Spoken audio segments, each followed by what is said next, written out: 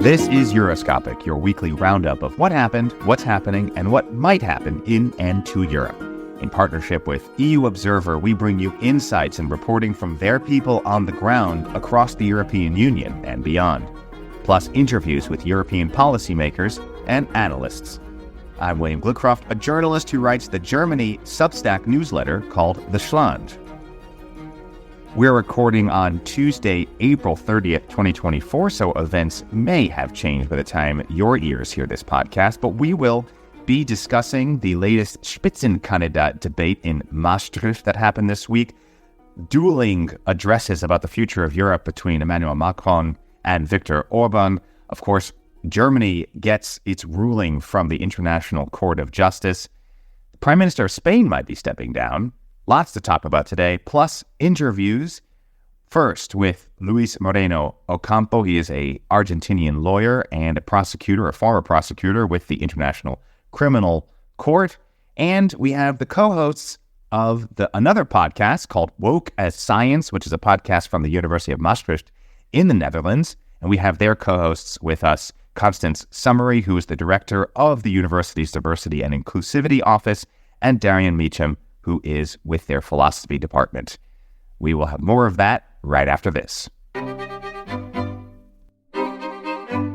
Marty McFly. Indeed, always my dream. I never quite made it, never quite a school, never quite a short, could never play the guitar laying on my back. Did not have a cool Hollywood lies makes us think that we should strive to be able to do things that are really just impossible without a stunt coordinator. I mean, the thing about, Marty McFly is that he was quite an affable character. I mean, he was not sort of a typical American hero because... Still love Back to the Future. I mean, I've seen it 1,000 times and I can see it 1,000 times again. Yeah, no, I mean, I can only deal with movies one. Even when they become part of sort of my personal mythology, I generally do not go back. So anyway, yeah. As our introduction said, we're recording on Tuesday, April 30th. So that's right, and you're in pretty exotic locations, right? Do tell us about it. Well, very exotic. I mean, such good timing to be within striking distance of The Hague when there's so much global attention focused on The Hague, which we'll talk about later in this episode. Both now from the International Court of Justice and the International Criminal Court, both of which are based in The Hague. The ICJ, of course, long-running stories that we'll get into revolving around allegations of genocide in Israel and the knock-on effects and how that's affecting countries like Germany. And then, of course, the story that came out that, and who knows how much truth there is, if it's just sort of Israeli officials trying to bend the narrative in their favor, but at least speculation that the ICC might be coming out with arrest warrants for both Hamas and Israeli officials. So all of that leads back to where I am. I mean, technically I'm in Delft, but the Netherlands is all kind of one big suburb, right? So everything's within about 10 minutes of each other. Although I will say, it did take me 3 hours to get home last night from the Maastricht debate in Maastricht. So the Netherlands is surprisingly big. It kind of has these hidden corners that can be quite difficult and take a long time to get out of, to get back into sort of the center greater metropolitan area of Amsterdam and further south into The Hague and Leiden. So it's not as small. It's surprisingly larger than many people give it credit for, including myself. I wonder if mostly the European project really just boils down to complaining about the weather and self-deprecation. Perhaps that's really what we all had in mind, or everybody had in mind about Europe. Then we ended up with this sort of strange construct of this political puzzle piece or political Tetris. But it's really about the weather, complaining about other people's food, and surviving really crappy transportation systems. Anyhow, so what are the big stories other than the ones you just mentioned, which in a rather unusual manner have at their center international law? International law doesn't really make it big on the news cycle, right? Generally. No, it's too complicated for the news, right? Yes, it requires things simple and easy to understand. It requires reading things that most journalists really don't like to do. That's why they choose professions where they can just talk, much like us, right? Indeed. So big story this week. We have a spy scandal, another scandal in Europe. This is a spy scandal in Germany, in the AfD, the Alternative for Deutschland, or Alternative for Germany, a far-right party, which has been making really staggering inroads and has seen staggering growth over the last, I'd say, year or so, coming in at some points to about 30% count, presenting itself as a leading opposition force. Was being investigated over the last couple of weeks by German authorities because Chinese influence or people working in different areas of the party, but I mean particularly those related to Maximilian Krah, who is the top candidate for the European elections within the party, were found or were suspected so far to be spying for China.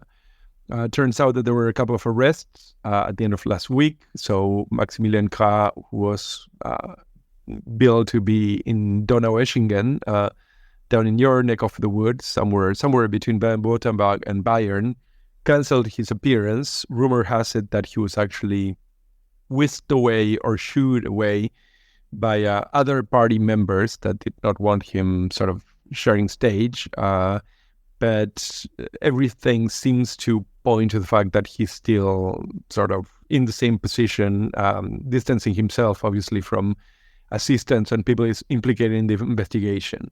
But he himself is saying he himself's not resigning. I mean, he's pushing ahead with his political ambitions. Pushing ahead full throttle and saying that, as a matter of fact, anybody that is found to be involved in this should pay or should be punished.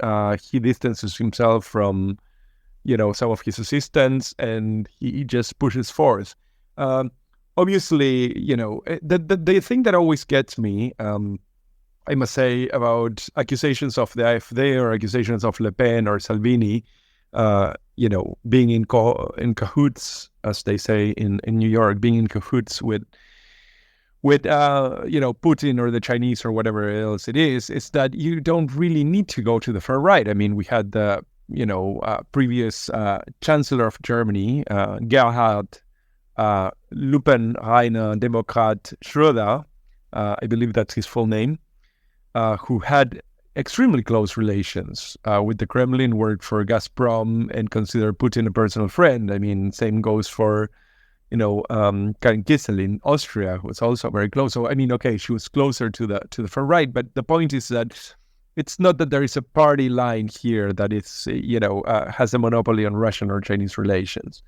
In any case, this looked like an October surprise. The AfD did take a beating at the polls, and they are now sort of under 20%. I think the latest polls were in the neighborhood of 16%. So it seems to have made a dent. Of course, we will know exactly what the effect is until June comes around and we actually see the results of the voting, right? Right. I mean, everyone is friends with everyone until they're not friends with them anymore, right? I mean, there's a lot of parties, as you point out, parties and personalities who are sort of having to revise history and revise their takes on some global affairs and who they were once friends with and now no longer. I mean, very much so. China overall, if you just look at China, I mean, for as much as Germany gets a lot of flack about this Wandel durch Handel idea, change through trade, that they get criticized for in their relations with Russia. I mean, that was very much the United States view of China. If we bring China into the liberal system, the free market system, naturally, China will reform and become the great bastion of democracy and liberal values that we cherish so much in the West. That, of course, was not the case. Yeah. Surprise, surprise, there is a way to make money. You can make money and profit off of the free market without having free speech and other forms of free expression, which, of course, is something that the Western democracies and Western governments have experimented with and have, not to the extent of China and Russia, but certainly dabbled in themselves. They can see that the ability to do that as well. I mean, we have had plenty of examples of great varieties of bagel and toast bread under extreme tyranny. So, I mean, this shouldn't come as a surprise. But in any case, what other great story you have for us? Well, it's actually to that point, I think, is this sort of dueling vision, I think a false dichotomy or false choice between sort of the liberal vision of Europe and the West and the nationalist conservative vision of it. And we saw that very starkly in this past week, where we had almost at the same time the French president, Emmanuel Macron, and the Hungarian prime minister, Viktor Orbán, giving dueling speeches to dueling audiences in different places, one in France, one in Hungary, about their visions of Europe. And of course, Macron was about openness and doubling down on freedom and doubling down on Europe's need to take up the security mantle and not rely on the United States, all of the classic Macron talking points. Kind of actually taking, if we remember his brain dead comment from several years ago about NATO, he sort of adapted that for the EU, saying, the idea of Europe can die. The idea of Europe is mortal. It's a mortal idea. It's a mortal thing. It's a living thing that we have to nourish if we want it to survive and thrive. So kind of taking that brain dead comment and extending it to the EU. He likes these sort of flourishing remarks. And then Orbán on the other side, talking about being a bastion against the woke left, progressivism, protecting Christian values that he sees as really the bedrock of what it means to be Europe, keeping out the Mongol hordes, as he would see it, people from the Middle East, certainly the backlash against, Muslim populations, these kinds of things. All the classic talking points from Orbán.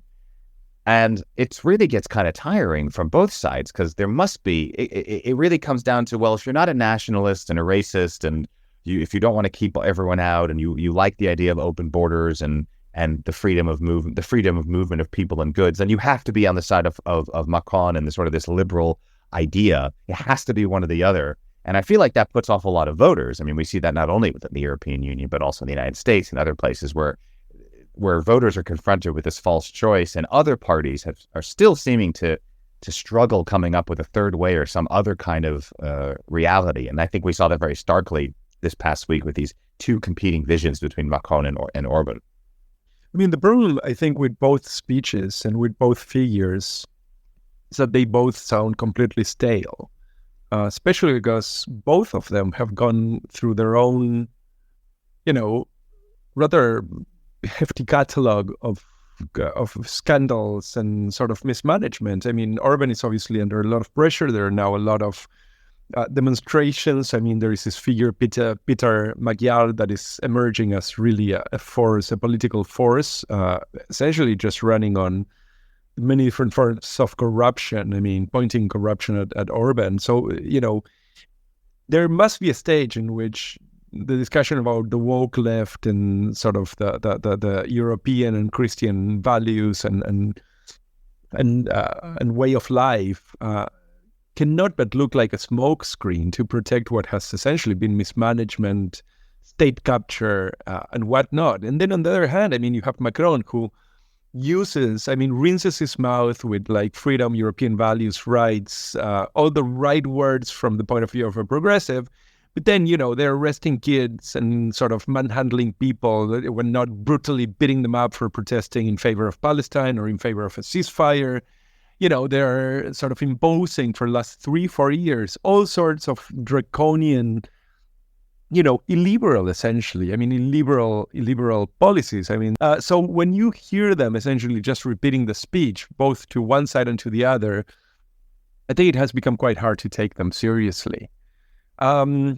Moving on to the next set, we have the resignation of Humza Yousaf in Scotland. This is a fairly big deal because the SNP, the nationalist, the independentists, are actually now looking for a new leader, but also because it has become, Edinburgh has become sort of a pole of opposition to the Tory London and to the most of the policy lines in immigration, in relation to Gaza, in relation to poverty, in relation to Brexit, and the relation of the UK to Europe. I mean, Edinburgh has become sort of the softer side of British politics. And every time that there is sort of a seismic movement inside Scotland, obviously that has a replicating effect on British politics, and then beyond that, European politics. So we will see what that brings. On the other hand, there has been also this week the story of Sanchez, Sanchez in Spain being ready to step down after his wife became the target of an investigation for corruption. He floated the idea. He said he was thinking about it. And only a couple of days ago, I got from a very informed source that, in fact, Sanchez was going nowhere. And Sanchez yesterday said that he was going nowhere, that he was going to stay in office and give his wife the chance to clear her name and so on and so forth.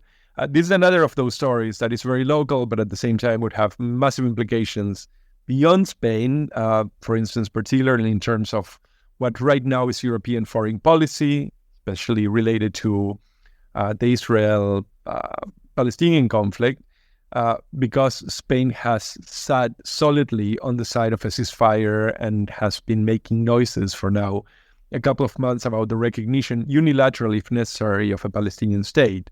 So a rapid shift in Spanish politics would also mean sort of an impact on European foreign policy. Any other? Right, and his talk of stepping down, of course, it doesn't mean the end of his career. It just means the beginning of his new career.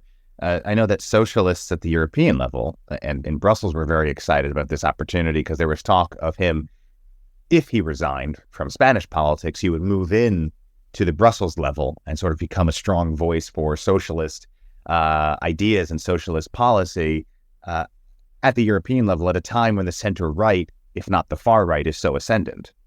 I mean, Sanchez, I think it's a very charismatic and very powerful figure for, political ends. I think that this is true. It's kind of funny to think that, Brussels attracts essentially two types. The ones that fail in national politics, von der Leyen, for instance, who had sort of an absolutely dim career in the Ministry of Defense and so on, and then was sort of shipped there by many accounts to get her away from Berlin. And then you have other people like Borrell, people like Sanchez, people who actually have had very successful careers. I mean, you can say, well, whatever might come from this investigation. But in any case, we shall see how this moves on. But what we know is that at least for the time being, La Moncloa in Spain, so the presidential palace is secured. What else? So today was the big day that everyone has been waiting several weeks for, the ICJ. There were oral arguments at the beginning of April, Nicaragua and Germany. Nicaragua alleging basically Germany's complicity in genocide, given its specifically military support for Israel. Let's not bury the lead. Basically, the court said there is no reason under the current circumstances, as far as the judges are concerned, the court can see, given the evidence presented, to issue provisional measures. By 15 votes to 1, find that the circumstances, as they now present themselves to the court, are not such as to require the exercise of its power under Article 41 of the statute to indicate provisional measures. That's court speak for Germany wins, basically. The court sees no reason to admonish or call upon Germany, or anyone else for that matter, to change or cease their military support for Israel. Of course, they went on to remind everyone of their international obligations and to uphold treaties and international law, specifically the Genocide Convention, which was most at center of this case, Nicaragua claiming that Germany was violating its obligations under the Genocide Convention by participating and not doing enough to basically get Israel to stop its military aggression in Gaza, which it and many others see as genocide.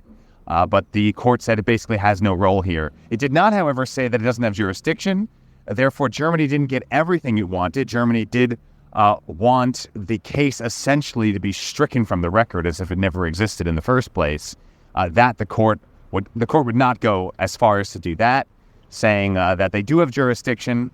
It's just that the facts as they currently present themselves do not warrant the court ordering provisional measures. That is in contrast to the provisional measures of the case that South Africa brought against Israel earlier this year, where there were provisional measures basically for Israel to ensure that it is not committing genocide or acts of genocide are not taking place in Gaza, to take steps to avoid that, to make sure that it's holding its officers, its military personnel accountable, and that it has to provide a report to the court to that effect of how it's actually doing that. So there were provisional measures in that case which means that the court does see some evidence or possible risk of genocide happening or violations of the Genocide Convention and other aspects of international law, but that when it came to holding a third party, in this case Germany, accountable for any potential violations of international law, that they didn't see. So Germany is, of course, very pleased with this outcome. That's what they had hoped for. And Nicaragua just didn't make its case, especially seeing that just in the nick of time, Germany did restart its full funding of UNRWA, the United Nations Refugee Relief Agency for the Palestinians. It had suspended that aid along with other countries when there were allegations, rather unsupported allegations, by Israel that UNRWA or its staff were somehow involved in the attack on October 7th by Hamas against Israel, which so far there has been no evidence, no firm evidence presented to make Israel's case. But Germany has restarted that funding, and that was, in addition to the weapons delivery, the military support, that was another of Nicaragua's problems with Germany. So, of course, Nicaragua is sort of framing this as a semi-win because they're seeing it that without the pressure, the legal pressure, and the global attention in filing this case, that Germany might not have changed its tune when it came to things like UNRWA.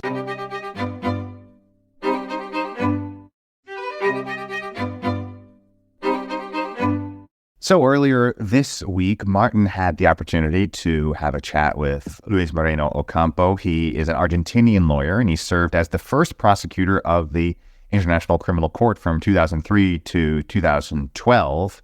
So there's certainly a lot to talk about when it comes to international law, given global events, and Martin had a chance to go over some of those points and many others. Luis Moreno Ocampo, thank you for being with us. So my first question is about Judge Donahue, which was interviewed recently by the BBC, by Hard Talk, and Steve Sadker asked her if it was the case that the court, the ICJ, had ruled that there was a plausible case of genocide. She answered that no, that was not the case, that the court ruled that there was a plausible case of rights being violated. And this, to me, is rather, and I can say for my public, that it's a rather confusing claim. So what do you make of it? And if you can perhaps explain a bit of what happened here. I think the first is to turn the back for the context, okay? The ICJ, the court, integrated by normally the legal advisors of the Ministry of Foreign Affairs of the countries.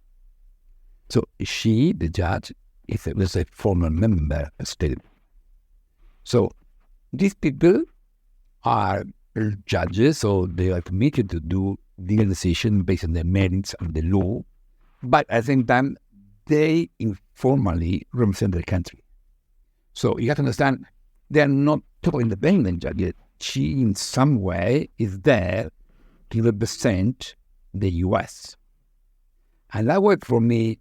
When they issued a decision, I was thinking, well, it's fascinating decision because the American judge, signed the majority. Mm-hmm. And that means, what was the compromise here? And for me, reading from outside, is okay, she accepted the other judges going a little tough, expressing indicia that they took into consideration, on the risk of the victim to be protected from genocide, because that's the right she's talking about. She's talking about the right to be protected from genocide. That means... But can I just interrupt you quickly? I mean, this right is not a plausible right. This is an established right? Well, it's plausible that in this case, your right to protect from genocide is affected. It's affected, right. But that's the funny thing. Yeah. She see, okay, I see the thing from the claim side and from the victim side. Well, she's saying, I don't see the case on the perpetrator's side. I say nothing on it. That's what she's doing now, technicality. Yes, a substantial decision, right, is or not preventing genocide or committing genocide, it's not decided yet. She say it's a plausible right to be that the right of the Palestinians to be protected from genocide is plausible. If you living in Berlin present the case, you say, no, I'm sorry, it's not plausible right that you are a victim of genocide because nothing happened here. So that's why it's tricky what she's saying, because yes, she's not talking about Israel committing genocide or not preventing genocide, but she's talking about the people in Palestine with the right plausibly affected by genocide. That means someone is committing genocide against them. Okay, so I mean, I guess would you say that it remains fair to claim that there is, that the court has said that there is indeed a plausible case of genocide being committed against a victim? But they are not saying who did it, and they are not saying Israel did it. Okay, fair enough. That's the line she's drawing. It's very, very legalistic. It's very formal. The relation that I have, because look, I was involved in the Israel-Palestine case, and the only thing I did is the Palestinian came to my office and told them, I'm sorry, I know you accept jurisdiction, but I had to tell you clearly that the law says a state should require this, and it's not clear that you're a state. And they were brilliant, because they told me, fair enough, let us present the arguments. I could not refuse to receive the argument. So I said, of course, you have all the time you want. And then they took seriously, and they were briefing me for 3 years. And the American became furious with that. Then an ambassador, I knew her very well, an ambassador, U.S. ambassador, came to my office telling me I had to close this examination. And I say, well, no, because I offered them the chance to offer me the argument, and they are still providing the arguments. I said, no, I have to close. And I said, why? Because U.S. wanted. I was shocked because no one was so brutally clear in my job as a prosecutor in International Criminal Court in this way. And direct, yeah. And the funny thing is, I know this woman, and she's a very nice person. I know she was following instructions. What she was doing before me was following instructions. And I was thinking, wow, how does the department issue this instruction? Go to see the prosecutor and tell him that. And I was thinking, probably many times it's working. Yeah. But I imagine today, this lady, the judge in ICJ, has enormous pressure on her.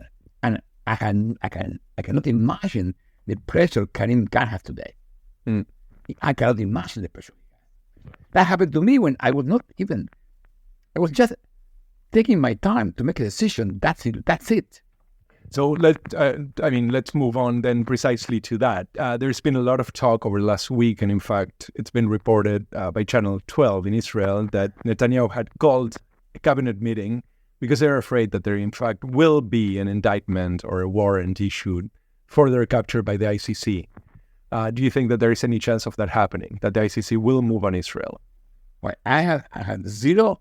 Something I do is I never talk to Karim Khan, because I want to be sure no one can say influencing, so I has nothing to do. So I can read from outside, okay?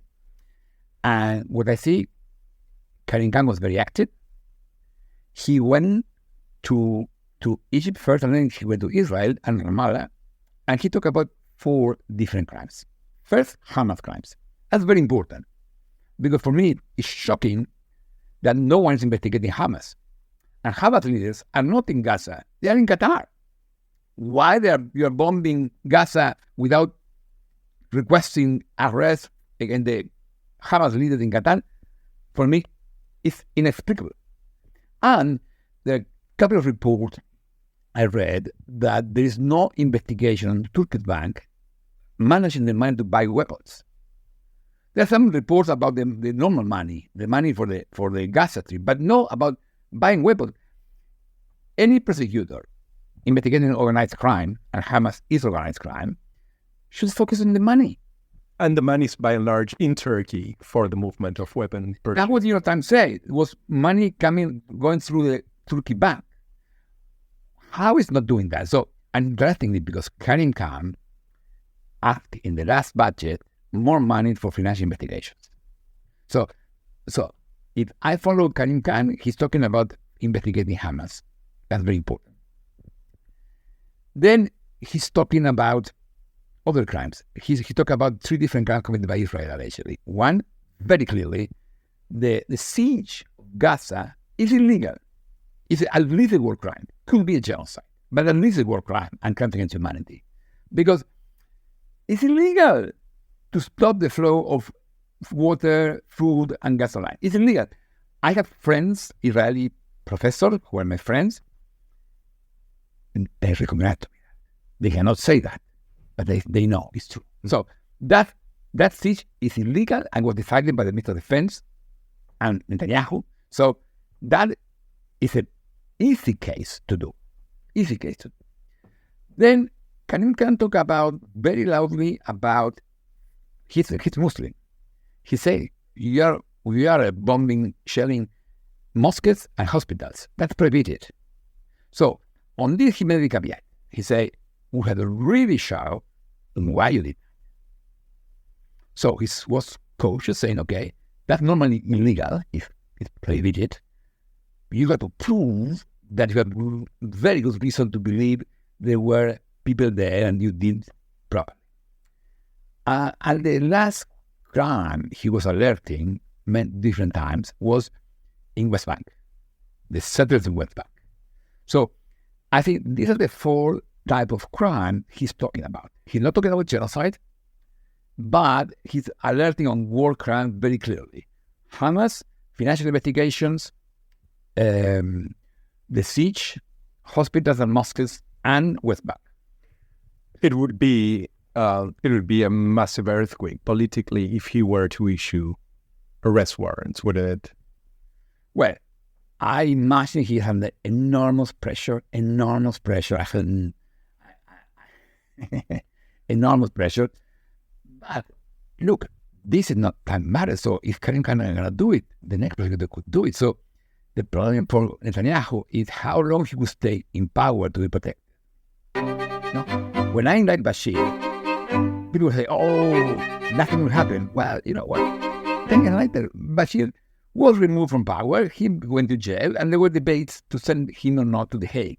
So power is elusive. And so the only reason to be protected is power. So that could change. Netanyahu has a problem. He has, I think probably one day he will be investigated. Do you think that this would affect lower ranks? So, for instance, IDF members, people that were operative on the ground? That's a trick. That's a procedure you can do, and that's legitimate to do.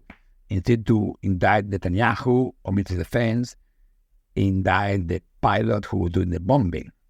I think, and my feeling is, we should go to the high level, but this is the question of the procedure. It would make movement for Israelis much more difficult, right? I mean, many of the people that are operating in Gaza, going to Europe or traveling around, and it puts some pressure where at this point there is not. People don't realize, people believe, the law. People don't realize, because people compare the International Criminal Court with a national court. When you have an indictment, the person, the police go. So this International Criminal Court is a miracle. It's absolutely disruptive of the global system, and it takes time. So it took time for me to investigate Bashir crimes, 4 years, and then took 10 years to be arrested. So it took time, but it's there. And for instance, President Putin did not travel to South Africa or not travel to Brazil because there was war. So there are consequences. The problem is the states are not pushing. The states are not pushing for that. But it's interesting because the law is the law. And look what's happened when Iran sent missiles against Israel. Israel was demanding a Security Council resolution. So even when Israel refused to follow Security Council resolutions, they won Security Council resolutions against the other side. So that's the problem. The law is still an element. It's not 100%, not always respected, but it's there. And that's why Netanyahu has a problem, because he knows he will be a target. Let me just finish with this question. What do you think would be the consequences of not having the ICC move on this case? No, I think I don't agree that the question. The question is, how is the problem? I see the following: ICC is doing its job. The problem is, normally the politician should be in support of the law, but here Foreign Secretary Blinken, before the ACJ made the decision on South Africa case, he was dismissing the issue. So the politicians are not following, and more importantly, the intelligence and the military strategy is in clear violation. That's the problem we have. So it's like you have a traffic light where the red light and the green light bulbs are on. And that's why the feeling we have is, what is it? What confusion? What's chaos? It's not chaos. It's a complexity. You have at the same time rules saying you cannot do that, rules saying maybe you can do that if you are my friend, and the military guy saying we will do that. And these are intentions, and one day one look like prevailing will change. Luis, thank you very much. Luis Moreno Campo, thank you for being with us. Thank you. See.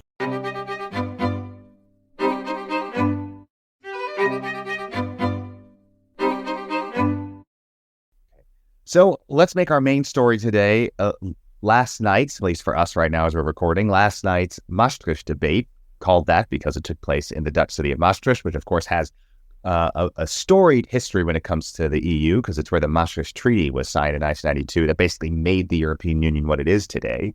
And last night was essentially 8 of the Spitzenkandidaten, the lead candidates for European parties vying for the top spot, the European Commission president, come the elections. They had a big debate last night, sponsored by Politico and many others, sort of universities and think tanks, etc. It was a whole production. And I decided, since I'm so close, why not go check it out? So I got accredited on behalf of our fine podcast here to witness the debate of the Spitzenkandidaten, which included Ursula von der Leyen, the sitting president of the European Commission.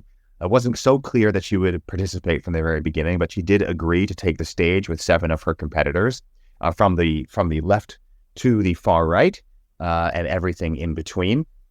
And it was, it's always interesting. First, I find these they're so American. It's kind of an Americanized version. It's very much, in fact, they said it at the top of the debate, how it was very much in the style of a U.S. presidential primary, which already for me kind of calls the whole thing into question, since U.S.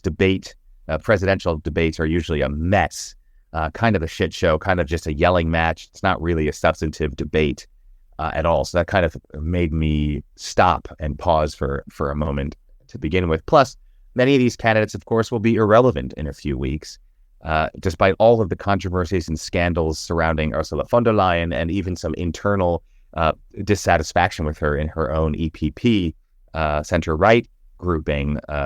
She is looking like a likely candidate to continue her role in as the president of the European Commission. So kind of leads one to wonder, what are we really dealing with all these people on the stage? But nonetheless, they had it, and they had they focused on climate, security, and foreign policy, and the state of democracy within the European Union.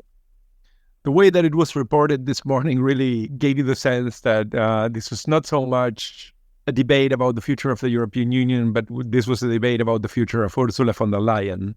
Do you think that that's a fair assessment?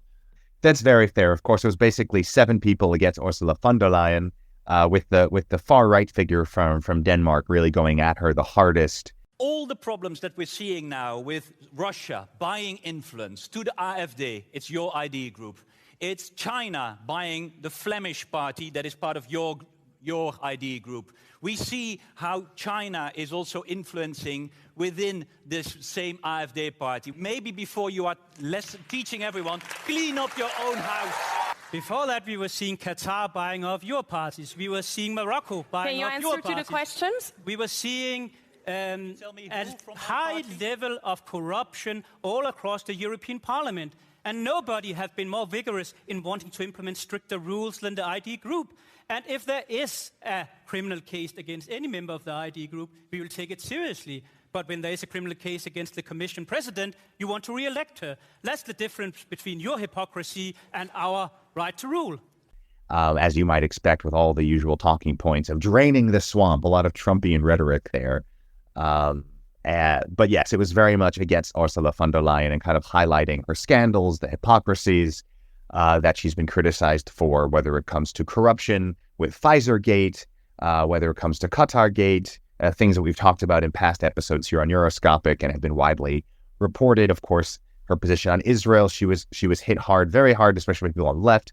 If there's going to be, why are there no sanctions against Israel? Why is Israel being treated so differently than Russia, for example? And of course, the big question was, will Ursula von der Leyen align herself with the far right, or consider, or kind of rebrand or help rebrand the ECR, Meloni's people, not as far right, but as center right, as sort of a like-minded center right party or grouping like Ursula von der Leyen, which of course is not exactly true, since Meloni, the Prime Minister of Italy, and people like her have a much harder right view on many of the major policy points, like migration, like climate, these sorts of major issues going on in the European Union. And she didn't close the door on that. She actually opened the door on that when she was asked point blank, will she align herself, or will she absolutely rule out any alignment with parties further to her right? And she said, it depends. It depends on the makeup of the parliament after elections, which was met with visible and audible shock from the other candidates on the stage. The institutions, but it's also important. Okay, I think the question was, are you open to cooperation with ECR in the next mandate? It depends very much on how the composition of the parliament is and who is in what group. What? Oh. It did look as she was just dodging the bullet, right? I mean, I think it was Eickhout that from the Greens that actually asked the question straight out. And it seems that, to me, the answer was, well, that depends on the parliament, was a way not to actually have to address something that she herself has said, that she is actually open to working with the ECR and helping rebrand essentially post-fascist Italians, which are right. The ECR. That is exactly what was her position. It really did cause some shock across the stage. And it's one of her big weak points. And also it makes a good point of, the importance of transparency, the importance of consistency, for as much as we can expect that in politics, especially at the level of the European Commission. But it really opens up for the far right to be able to show these hypocrisies and say, well, you criticize us for our openness to Russia and our openness to China, but there's plenty of skeletons in your closet as well. And it becomes a whataboutism, of course. But it does, at least on the surface, sound like a legitimate argument. When your dirty laundry is out there for everyone to see as well, it really gives the far right the opportunity to look like a legitimate party, to look like a legitimate resistance to entrenched, corrupt establishment politics. And that is what makes the transparency question, the corruption question so important, because it just, it allows you it really opens you up, makes you very vulnerable to these kinds of far-right attacks. It seems to me really straightforward, the fact that the attack is really on the holier-than-thou approach to politics, right? There is a certain tendency that von der Leyen and sort of the Commission has to pontificate.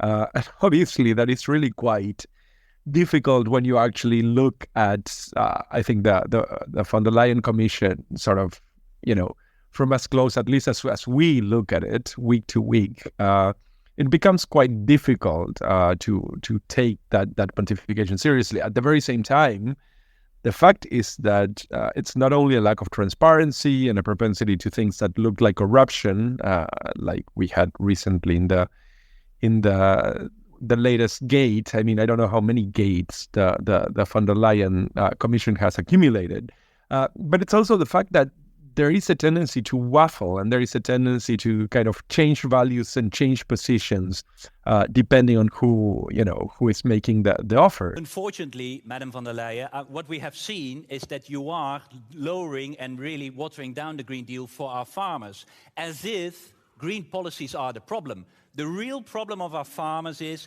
they don't have a decent income. The profits go to the agro industry, they go to the supermarkets, they determine the prices and not the farmers. If you really want to help the farmers, you need to do something about our market model where the farmers are paying the price.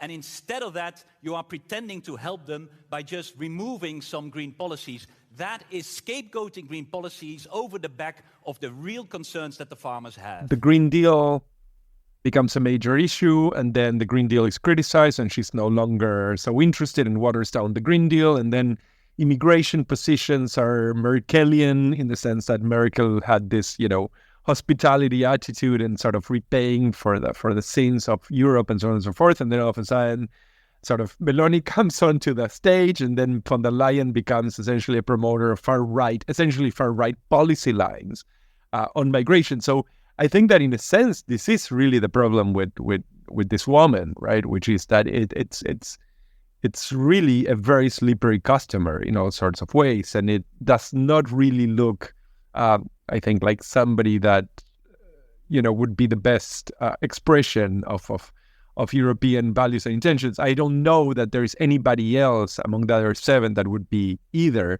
I do have a question I wanted to ask you. What do you make not only of the format, which is this sort of absurd, and this is, I think, the problem, one of the biggest problems with Politico, which is essentially a transplanted American format onto European politics. But it seems to me one of the most striking things watching the debate is that it was a debate for people from sort of some other part of the world that speak English, that like those kind of lights, that like those kind of shows. I mean, it looked like very far away from Europe to me, very, very far away in substance, in form, in language, and so on. What do you make of that? I think that's a great point. I wanted to make that point. Being there, when you're in this sort of like political bubble where you could very much forget that it's not representative of any kind of reality. And actually,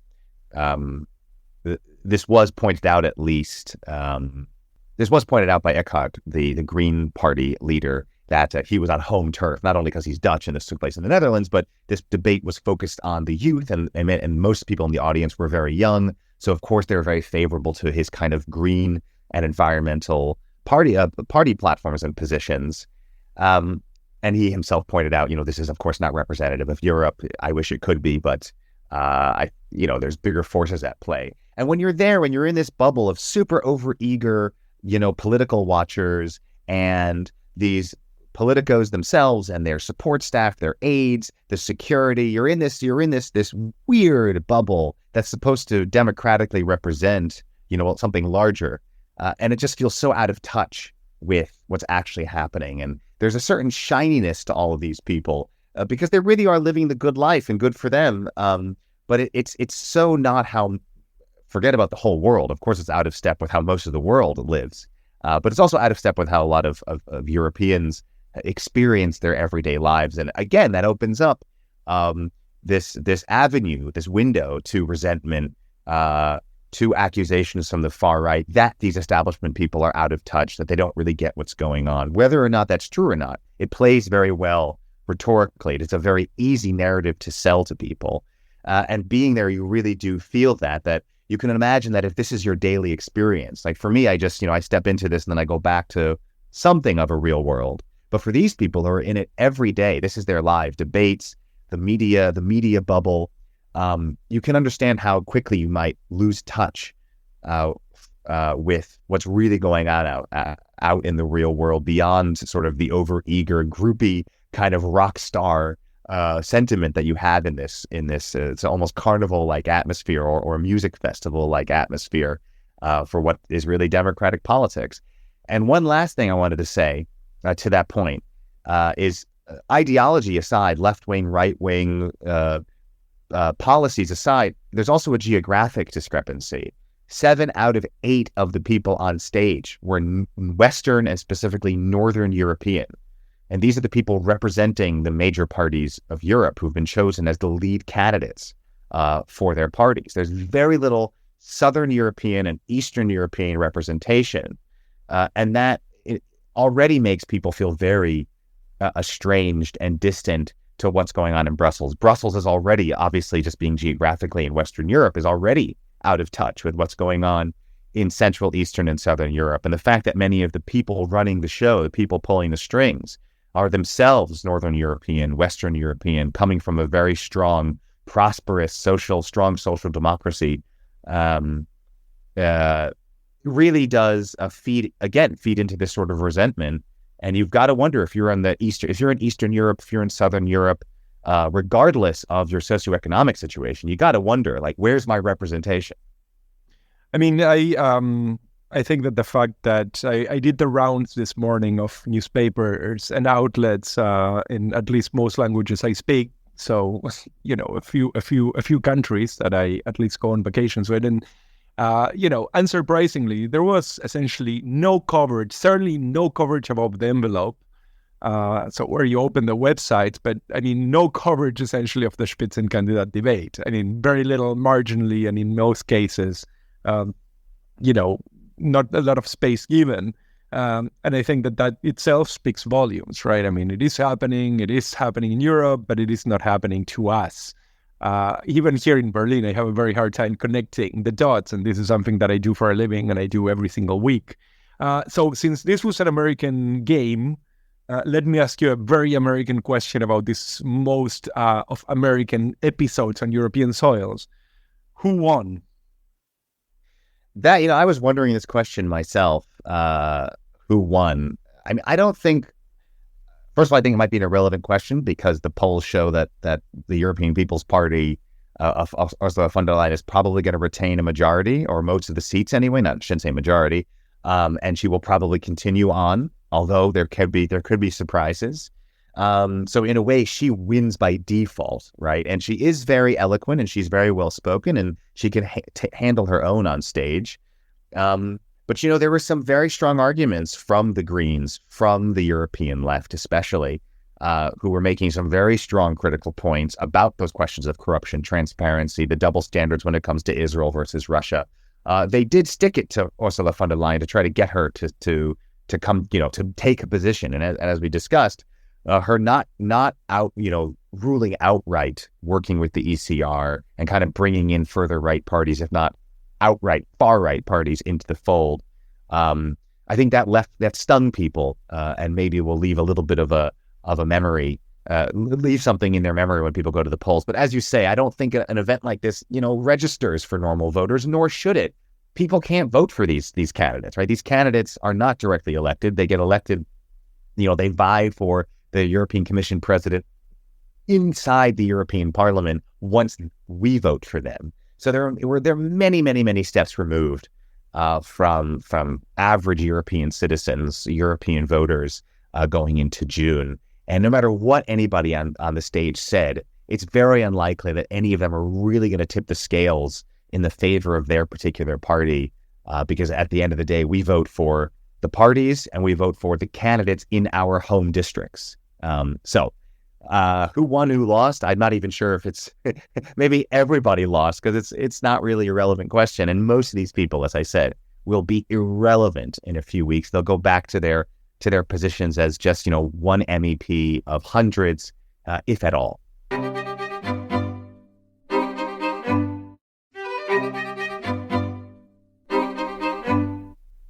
We wouldn't be a podcast worth being called a podcast if we didn't promote some other podcasts.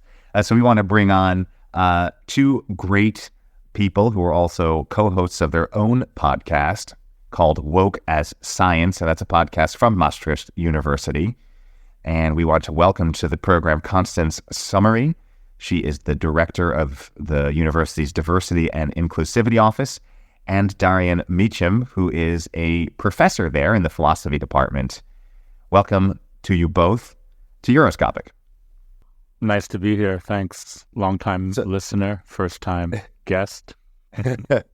Very, very good. It's not quite your central focus, but since you are in Maastricht, I was in Maastricht last night for the Maastricht debate of the. Okay, I was there. I was there also. Yeah. Excellent. Well, what'd you make of it? I have to admit that I had tickets. And then I saw some of my students and colleagues protesting outside, and I decided not to enter the building, but to watch it a little bit on the big screen, see what was going on with the protests. I saw a little bit of it. I saw some of the answers. I think with a debate like that, you get pretty much what you expect. There isn't really, I think, a competitive race going on. I think pretty much expected that von der Leyen will take up the position for a second term. At least that's my understanding. I'm not an expert on European politics. So I thought that we heard sort of many of the same kind of platitudes that we usually hear. I was particularly sort of a little bit bemused to hear von der Leyen refer to the far right as I think she said the patsies, the cronies of Putin, or something along these lines. And then I was happy to, I think it was I can't remember who it was exactly that called her out on that, saying, well, you are actually constantly sort of serving up, dishes for the far right. It's a little bit rich that now you're accusing them of being the cronies of Putin. I heard some of the discussion on Gaza. I was sort of I was outside, so I only kind of heard it out of the corner of my ear because there was a lot of noise going on outside from the protesters as well. I think I heard von der Leyen say that the Arab countries supported Israel or were working with Israel, and this was, of course, in the context of, I think, feeding information to Israel and also the Jordanians helping to shoot down Iranian drones. I'm not sure. I mean, I don't think many. I'm not sure who's watching this Spitzenkandidaten debate to begin with, other than sort of European politics watchers. So I don't think many people in Arab countries who would have watched that. I think they might have been a little bit surprised to learn that their countries were in support of Israel in the way that von der Leyen depicted it. How do you see the way? I mean, I guess this is a two-part question. On the one hand, I mean, do you sense that the consensus on stage, and by and large, I think that would reflect the consensus sort of in the political landscape, has shifted to the right? I mean, do you think that politically you see Europe in that direction? And I think that the second question, or the second part of that question, more to your particular area of expertise or area of work, do you see, what kind of interplay do you see with the academic system? I mean, given the fact that, we are beginning to see in our European universities a replay of some of the things that are going on the other side of the Atlantic. Yeah, I mean, so first off, I should give the usual kind of, academic apologies. I'm not a political scientist, so, I get my European news from you guys. So among other places. Source, I must say. Exactly. I was going to say, this is the time to stop talking, but sure, go ahead. So, I mean, in that sense, I think, we can see also in election results and in the polling, there is a shift to the right across the European political sphere. I think we also have fragmentation as well as, so there's fragmentation as well, especially I think on the left and the center left. We saw that in France, for example. How that will play out in the European elections, I guess we'll wait and see. I think everyone is sort of holding their breath. What effect that has at the level of university politics? So I can only really speak to the Dutch context, although I'm in, of course, contact with colleagues around Europe, and I do think that we see some shift.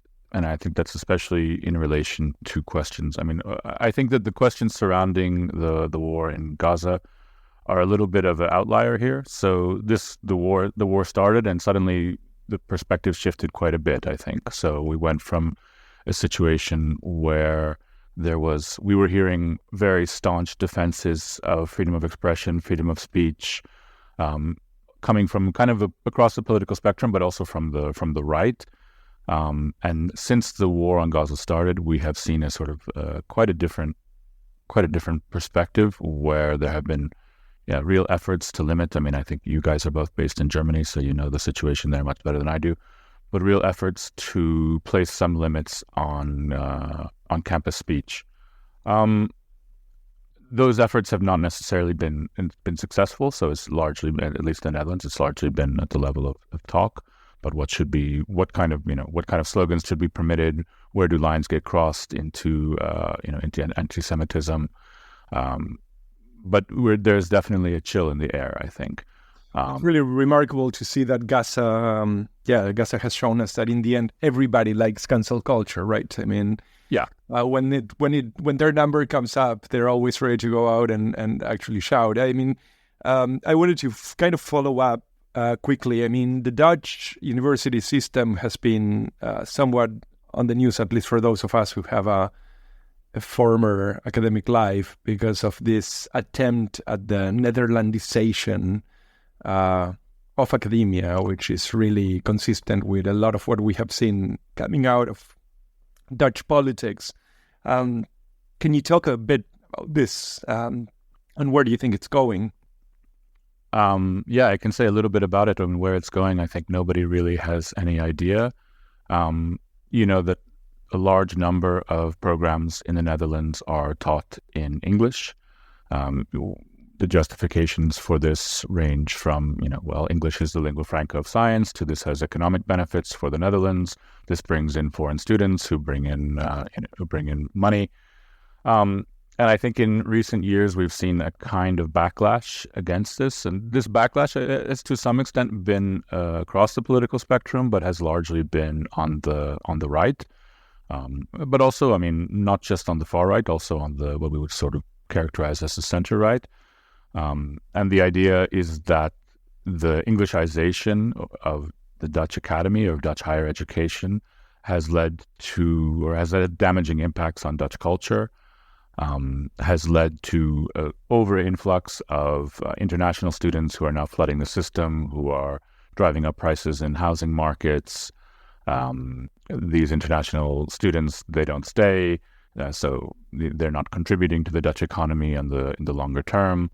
Darian, I'd love to keep on that thread there, because I am one of these international students driving up prices and ruining it for everybody else. And I came to the Netherlands exactly for all those great benefits that, the level of English is excellent. The level of education is excellent. I also have an EU passport, so I can come here quite affordably and quite easily. Kind of all the benefits of the European Union, right? When the European Union makes its case for itself of why the EU is great, I'm making the most of that. But as you point out, there are downsides. And I'm wondering if there is a non-nationalist, non-racist, legitimate case to be made for sort of clamping down is too strong of a word, but sort of making it a little more difficult, like making it not so easy for people like me to just make use of the system, or is no matter any argument you make kind of a slippery slope into some dangerous political territory? I think that the economic arguments are probably not so well grounded and sometimes overplayed. And what we see on the side of, especially, I think, right-wing and far-right commentators or politicians who are trying to make this case against Englishization, is that they shift very easily between arguments. So sometimes it's the economic argument, sometimes it's the cultural argument, sometimes it's really just a sort of knee-jerk xenophobic argument that, the Dutch taxpayer shouldn't be paying to educate the Bulgarian middle class or things like this. I mean, you asked whether there are some legitimate reasons or some legitimate grounding. And I think a case can be made that there is a negative impact that comes from, let's say, an over-Englishization of the Dutch managerial class, the Dutch political class, perhaps, and the Dutch intellectual class. I think that's the kind of question we've been asking ourselves also. And I'm also one of those international students who came here, not here, but who came to the Netherlands to enjoy all of these benefits. I do think there is something to be said for our academics to be part of public intellectual life. And looking at our university, Maastricht University, with more than 40% non-Dutch academics, you do miss out on that part, right? We have some of our academics who cannot just join Dutch public intellectual landscape unless it is in English. I do think there's something to be said for that, because the knowledge that they're acquiring through the research is basically not being brought to the Dutch public. I do think, so there can be some points made here, I think. But my hunch is also that you quite quickly go into that slippery slope that William was talking about. I mean, what I wonder is whether there is not a phenomenon happening across Europe, which is very much reflective of what, in fact, William was pointing out concerning the European dream, so to say, which is there is a form of homogenization, both of language and culture. I mean, one of the things that we're seeing in city centers like Berlin, but I can also say that this seems to be now the case in Ibiza, and this seems to be the case now in the Canary Islands, and places like Valencia went through this, Paris went through this quite a while ago, is this sort of soft cultural colonialism, in which, now you come into the center of Berlin and people that grew up here need to know English in order to order a beer. So I think the point is not that this is just the case to go for the center of Berlin, but it is there. There is something of that. And there is also a perception across the board that Berlin somehow has become something to which, the locals have no access. Do you think that this in any way reflects the issue of academia in this case? But I mean, perhaps you can talk to a broader, cultural and political question there, Constance. I think the perception is certainly correct. Well, the perception of the perception, right? There are people who have that kind of perception. We also have the same, I hear the same in Maastricht, that people say, I can't speak dialect anymore, right? Because everything is in English. That is really something I do not see at all. And I also don't think it's an either or question, right? I do think that, of course, our cities become more international with more international students or just expats or whatever. But I don't think that this is the kind of trade-off that is being portrayed in the discourse surrounding internationalization. So, my kids speak German, Dutch, and English. And, that's not just my case, but when I look around into the colleagues that I know, or also my students, many of them, they're just part of city life. They learn the language also, and they enrich it also. But it's not that, as I said, I don't think it's the kind of trade-off that it's being made out to be. I think a lot of different issues get run together very easily. And we know, of course, that politically it can be extremely expedient to run together what are economic issues with cultural issues, right? So I do think we have a situation, especially in large European cities, whether it's Amsterdam, Berlin, Paris, where, for example, cost of living is going through the roof, cost of housing is going through the roof, wages are not growing proportionally.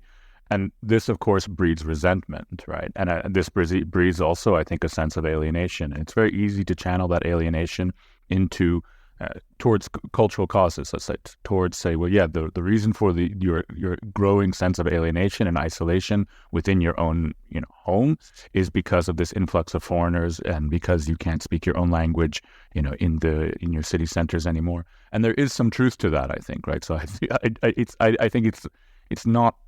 We shouldn't say that this is just a complete fabrication. I really do think there is some truth to this. What you call this soft. You called it a soft cultural colonialization. We've had a lot of discussions about the use of this term colonialization in this context, and maybe why that's not always the right term. But we are certainly seeing that kind of transformation. I think in the Dutch case, it's a little bit different, a little bit interesting, because this was often invited and introduced as a way. In fact, this was sort of the Dutch way, right? This was the way that the Netherlands built their economy on trade and openness. And now we see a kind of backlash against that in the context of 21st century capitalism. I'm wondering then, and as you've noted, Darian, you're not a political scientist, you are not a policymaker, you are not an advisor to any kind of politician. But given your experience, what is the response to that? Because as you say, it is very easy for someone on the far right to make that case. And as you say, there is a kernel of truth to it. Whereas the counter argument is much more difficult, right? Because it is so easy to create a zero-sum narrative where my gains of all these benefits is someone else's loss. So what is the response? What is the policy? Yeah, I'm just the poor philosopher. I don't have good answers to these types of questions. And I think that probably the response, so the counter argument is a difficult one to make, and it has to do with longer term trajectories and longer term developments that are less visible, and so it's not so easy just to point to them and to say, look at that person over there. That's the reason why you're suffering, why you're feeling alienated right now. I think if you talk about, so that you can talk about this on different levels. So what's just the counter argument, right? So what should social democratic or left wing politicians be saying in the public debate? And on the other hand, what kind of policy remedies or what kind of policy proposals could address this let's say, this swing within European politics. I'm not sure. I don't think I have good answers to either of those. I think the situation that we're in is a little bit disheartening in that sense, where we've really seen a kind of degrading or loss of what we might call traditional countervailing powers within the European political sphere, political spectrum. And those are the powers that normally we would say would kind of be a bulwark against these types of easy arguments and these kinds of immediate visceral arguments. So I'm thinking, of course, the influence of labor unions or community associations or even the church, I think, in these instances. I mean, these are sort of the traditional ideas of these countervailing powers that we might draw upon. And I think that the sort of the immediacy of contemporary politics makes it very difficult to try to mount anything like a sustained or complex counter-argument in the face of what are indeed complex issues. So in that sense, I don't have any answers. I just have more problems, basically.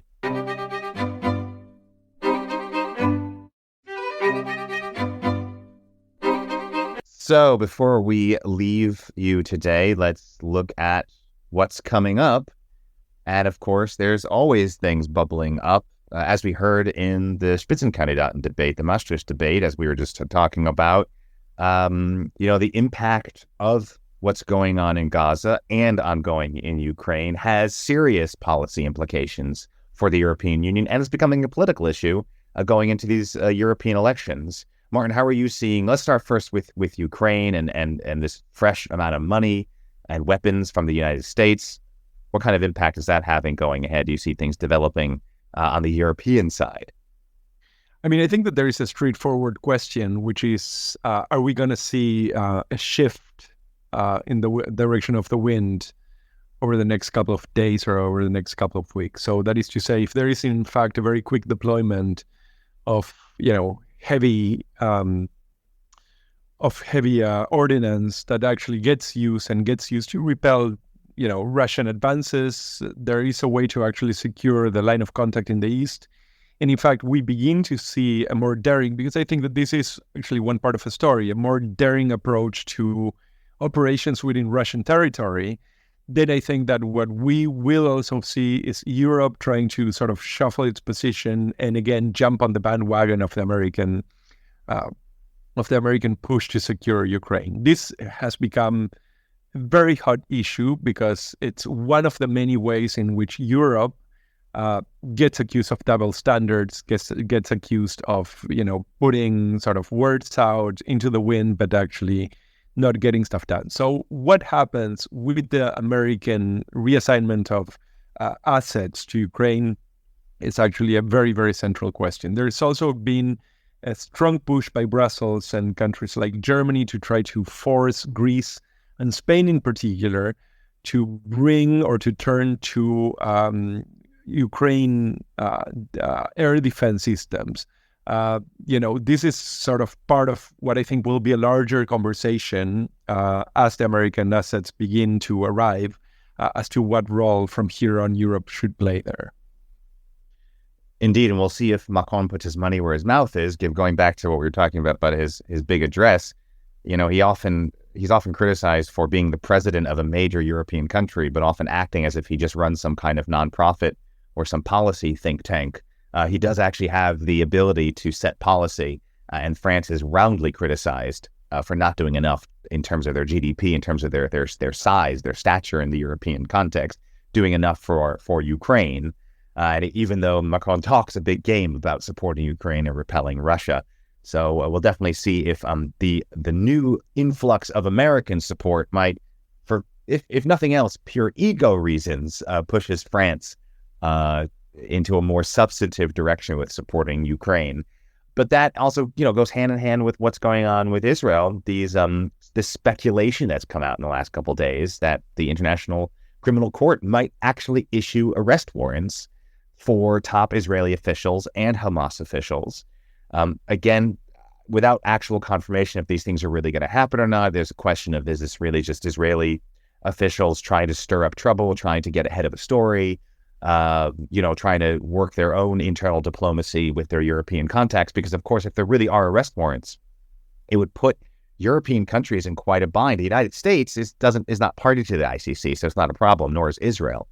But if Netanyahu, let's just play this one out. If he were to actually have an arrest warrant out for him, he basically couldn't go to most European countries that recognize the jurisdiction of the ICC, or he could face arrest in the same way that Vladimir Putin is very restricted in where he could go. And it would put European countries in really that bind to that question of double standards. It's one thing to have a double standard when it comes to rhetoric and do we criticize Israel in the same way we criticize Russia? But it's quite another to really flagrantly violate treaties you belong to. And if you're part of the ICC and the ICC has an arrest warrant out for someone and that person is in your country, then you kind of have to, ship them off to the ICC. So, of course, we're a long way from that, but it really will be a fascinating and very serious development to watch should this speculation really come to pass in one way, shape, or form.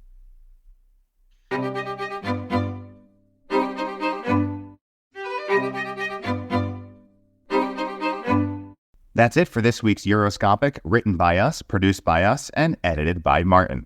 You can catch us every week either at our Substack, euroscopic.substack.com, or on euobserver.com. Many thanks to our guests this week, and of course, we'd love to hear from you, so be sure to subscribe and share your thoughts. Till next time, I'm William Glucroft. I am Martin Gag. Thanks for listening.